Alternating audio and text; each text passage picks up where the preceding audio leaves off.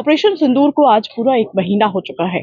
इस समय डीआईजी प्रभाकर हमारे साथ मौजूद है। सर, मैं आप सबसे पहले तो आपसे ये जानना चाहूँगी, हमने देखा कि हमारे जवान जो घायल हुए थे उस ऑपरेशन सिंदूर के दौरान, आज भी उनके हौसले बुलंद हैं और आज भी उनका कहना है कि अब भी अगर हमें ऑपरेशन सिंदूर का हिस्सा दोबारा बनने का मौका मिले तो हम ज़रूर बनें। मैडम, सीमा सुरक्षा बल को अपने बहादुर सीमा प्रहरियों पर बहुत बहुत गर्व है। सीमा सुरक्षा बल की जो गौरव है, जो सीमा सुरक्षा बल की प्रतिष्ठा है, अपने इन्हीं बहादुर साथियों के कारण है, जिन्होंने अभी तक हजारों हमारे बहादुर साथियों, अधिकारियों, कार्मिकों ने अपने बलिदान दिया है। अभी हमारे इसी ऑपरेशन सिंदूर में बिहार के मोहम्मद इम्तियाज और मणिपुर के कांस्टेबल दीपक ने अपना जान की बाजी दी, और जो हमारे जो ये इंजर्ड जवान आए, ये उन्हीं के साथ वहां पर पोस्टों पर तैनात थे, और जिन्होंने इंजर्ड होने के बाद भी अपने उन बहादुर साथियों को इवैक्यूएट कराने में मदद करी। इन्होंने साथ ही दुश्मन पे जवाबी कार्रवाई करी, और फिर जब ये हॉस्पिटल तक आते आते अचेत हो गए, और फिर जब होश इनको आया और जब हम मिले, हमारे महानिदेशक साहब भी जब इनसे मिले, तो इनके मन में इन्होंने एक ही बात कही कि सर, दोबारा हमें बदला लेने का कब मौका मिलेगा। तो ये इनके मनोबल को दिखाता है।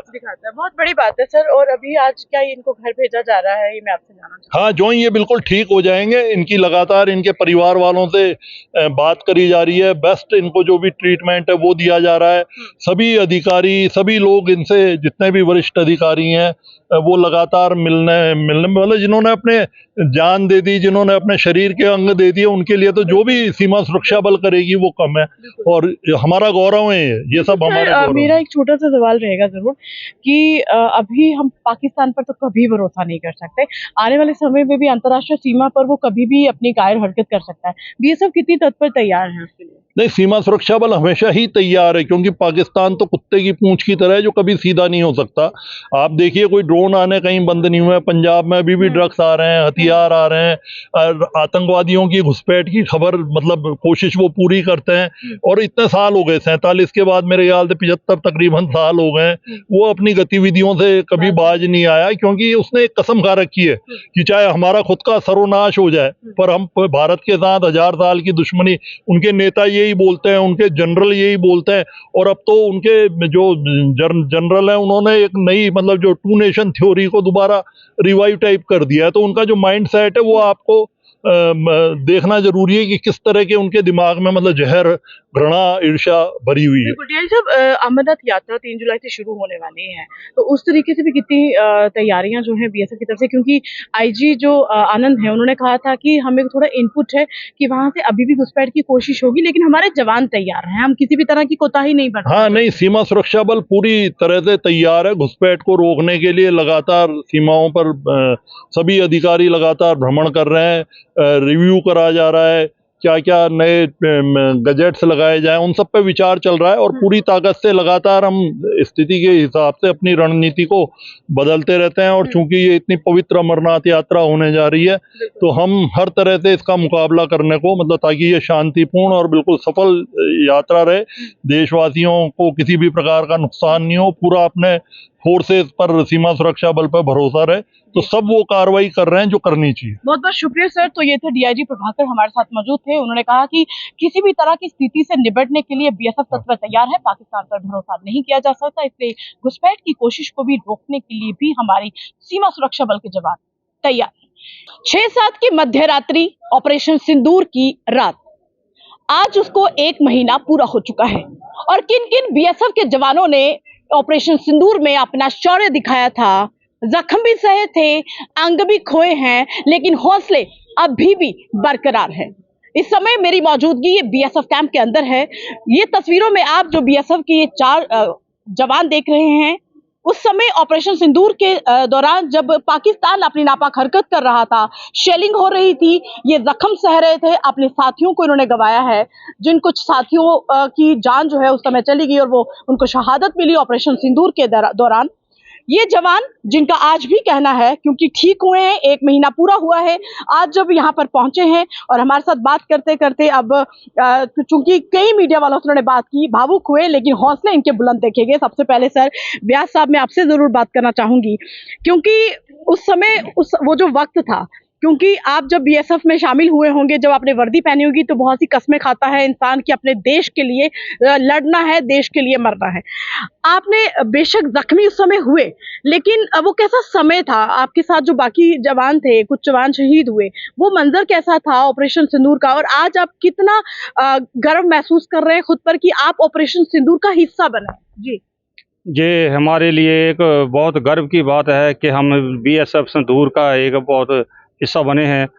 जब हमने ये वर्दी पहना है तो मन में जोश था। ये वर्दी पहनते हैं जब हम वर्दी पहन लेते हैं तो हमारे मन में एक देश के प्रति जो हमारे नागरिकों की सुरक्षा के प्रति, देश के सीमाओं की रक्षा के प्रति एक मन में जो है एक जोश पैदा होता है। तो उसी जोश के मध्य जैसे कि दिनांक 22 अप्रैल को जो है पाकिस्तान ने जो पहलगाम में हमारी माताओं बहनाओं के जो है सुहागों को जो है क्षति पहुंचाया, उनको उनके सामने जो है उनको सुहाग को उजाड़ा है। तो सभी देशवासियों के मन में ये एक जो भावना थी, बदले की भावना थी, और हमारे मन में भी ये द्वेष था। हम चाह रहे थे कि हमारे को कोई मौका मिले तो हम उस मौके का जो है पाकिस्तान को जो है उसका जवाब दें। तो 9 तारीख को जो है रात 9 तारीख को जो है पाकिस्तान ने 9 मई को जो है पाकिस्तान ने जो है हमारी सीमा चौकियों पर जो है निशाना बांध कर जो है हमला किया। हमले में जो है हमने जो है पाकिस्तान को जो है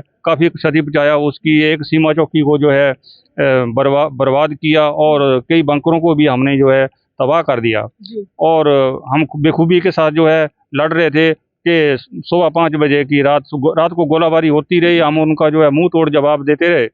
सुबह 5 बजे 5:15 बजे जो है पाकिस्तान की ओर से जो है एक मोर्टार का गोला जो है फेंका गया, जो कि हमारे बेहद नज़दीक पड़ा।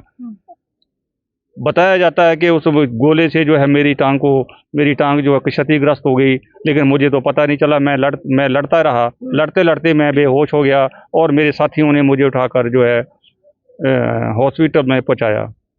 आज 1 महीना पूरा हो गया है, आप स्वस्थ भी हैं, लेकिन आज भी अगर मौका मिले तो फिर से तैयार हैं लड़ने के लिए?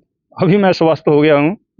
मुझे अभी कोई ऐसा मौका मिलता है। अभी संदूर ऑपरेशन चल ही रहा है, कोई खत्म नहीं हुआ है। तो अगर भाई इस दौरान पाकिस्तान की ओर से कोई कायराना जो हरकत किया जाता है तो उसका मैं मुंह तोड़ जवाब देने के लिए सक्षम हूँ, सीमा पर जाने के लिए तैयार हूँ। सर, बृजमोहन सर, मैं आपसे जानना चाहूंगी, हमने ऑपरेशन सिंदूर की सिर्फ बातें करी हैं, हमने टीवी पर दिखाया है, हमने अपने देशवासियों को दिखाया कि ऑपरेशन सिंदूर में क्या हुआ था, लेकिन आप बीती आपके सामने हुई घटनाएं आपके सामने घटी, आपने बहुत बहुत बहुत करीब से उसको महसूस किया है। आपको चोटें आई, आप स्वस्थ हुए, फिर तैयार हैं आज वर्दी में। आपको देखकर हमें भी बहुत अच्छा लग रहा है, आपके कॉन्फिडेंस को देखकर अच्छा लग रहा है, लेकिन वो कैसा समय था, क्या हुआ था उस समय, थोड़ा सा हमें बताएं। वो एक बहुत ही यादगार पल थे और देश के लिए दिल में एक जज्बा और एक देशभक्ति का ताकत थी। सेना में आने के बाद एक जंग लड़ना बहुत ही गौरव की बात है। बिल्कुल, बहुत बड़ी बात। मैं भी बहुत खुश था कि मेरे को ये मौका मिला है। तो बड़े खुश दिल से और पूरे जोश से जंग लड़ रहा था।